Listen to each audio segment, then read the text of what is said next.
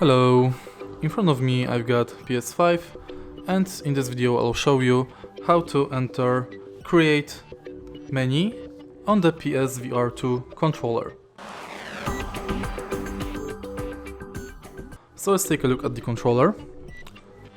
Right here we've got this create button. Simply enter it, press it to enter the create menu.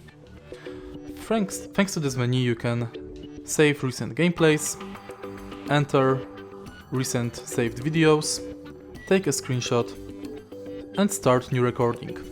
Also you can broadcast, share screen and capture options, enter capture options menu.